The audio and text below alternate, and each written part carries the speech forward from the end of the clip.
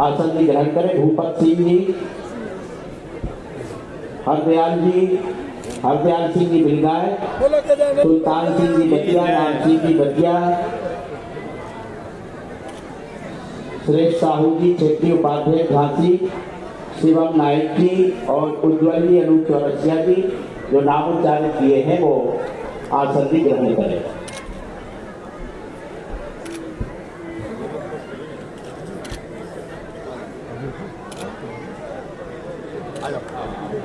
आए हैं उत्सव में बड़े हमारे भाग, स्वागत बंदन अभिनंदन है। सांसद जी अनुराग सादर आमंत्रित है, पधारिए। बहुत बहुत स्वागत और अभिनंदन है। समय भी मुझको याद किया था और मेरा सौभाग्य था कि मैं उस कार्यक्रम में भी आ सका था। वरिष्ठ समाज सेवी आरटीओ साहब महेश परिहार जी, भानु ठाकुर भाई साहब, बहुत बहुत धन्यवाद। आपको मेरे को सुनने का मौका मिला और विशेष रूप से इस बात की खुशी है कि आप माई के दर्शन करने जाते रहते। देवेंद्र सिंह जी, नारायण भाई साहब, महेश जी और राष्ट्रीय उपाध्यक्ष संजू भाई साहब। मैं जैसे आपसे कह रहा था कि सबसे पहली बार जब 1990 या 91 की बात है, उन दिनों तो मैं भी युवा हुआ करता था, तो मेरे एक मित्र थे यहाँ पर, अतुल बगाई साहब और दीपा बगाई जी। सबसे पहले वो लोग मुझको गढ़कुंडार लेके आए थे और कोई नहीं होता था ऊपर। जब हम लोग ऊपर आए थे तो एक अकेला यहाँ पर गार्ड होता था और किले इतना विराट, अपना इतना सुंदर किला है, उसके भी द्वार बंद रहते थे।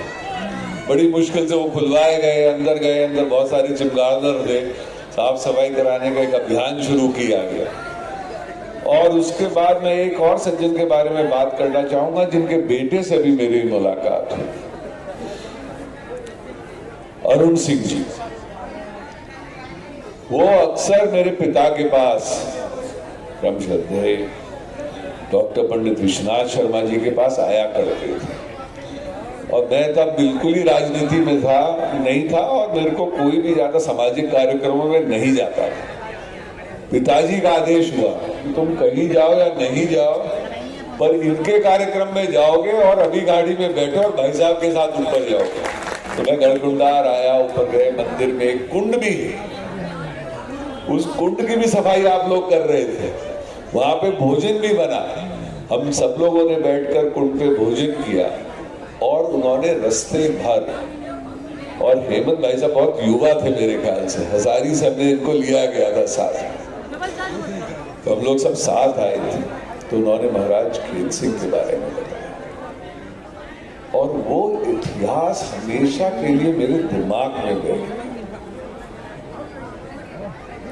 ये वीरों की कर्मस्थली रही है बुंदेलखंड, और बुंदेलखंड का इतिहास हमेशा वीरों के रक्त से सिंचित रहा है और इसमें खंगार समाज का बहुत बहुत योगदान है। 165 साल का जो राज्य है, अभी आदरणीय भाई साहब मुझे बता रहे थे कि बहुत सारी प्रथाएं हमारे वहां खंगार समाज की देन है।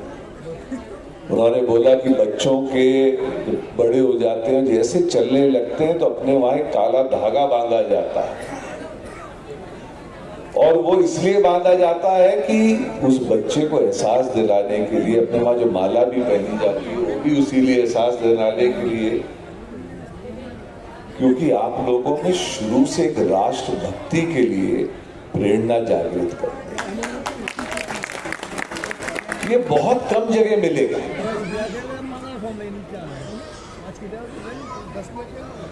क्योंकि हम लोग बहुत बार छोटे बच्चों में एक राष्ट्रभक्ति जगाने की बात नहीं करते। ये ऐसी प्रथाएं हमारे व्यंजन, हमारी नृत्य कला, हमारी शिल्प कला इस देश में किसी से पीछे नहीं। बुंदेलखंड हमेशा आगे प्रथम रहा।